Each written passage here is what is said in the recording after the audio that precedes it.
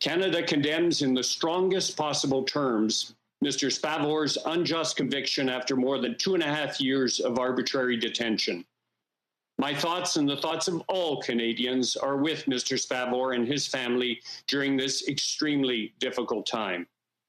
This decision was made after a process that lacked both fairness and transparency, including a trial that did not satisfy the minimum standards required by international law. Canada has notified the nations who endorsed the declaration against arbitrary detention and state-to-state relations of this development in Mr. Spavor's case. This decision in no way diminishes our resolve to secure the immediate release of Michael Spavor and Michael Kovrig, who are arbitrarily detained. This has gone on too long. Canada is moved by the demonstration of solidarity from our international partners.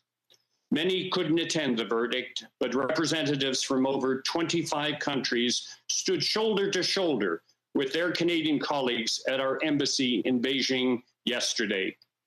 I have also personally been in touch with close allies over the past few days on this matter. I also want to speak about the verdict delivered Monday in the case against Robert Schellenberg. A verdict that deeply troubles me as it is an example of arbitrary sentencing in China. Canada strongly condemns China's decision to uphold the death penalty sentence against Mr. Schellenberg.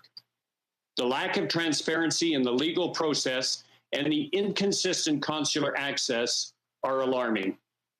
The timing and the swift manner in which a retrial was ordered, as well as a much harsher sentence delivered, speaks clearly to the arbitrary nature of the death penalty issued in this case. We will continue to engage with Chinese officials at the highest levels to grant clemency to Mr. Schellenberg while the decision proceeds to a mandatory review by the Supreme People's Court. And we will continue to provide consular assistance to these 3 Canadians and do everything that we can to support them during this very difficult time.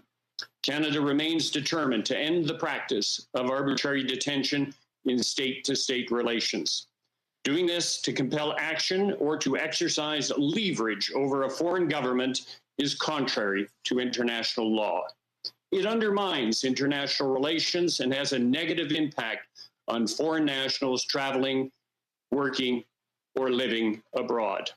And it contradicts the core values of democracy and human rights, which are the essential building blocks in a sustainable international order. Canada is committed to reinforcing inclusive democratic institutions that protect the rights and freedoms of all citizens.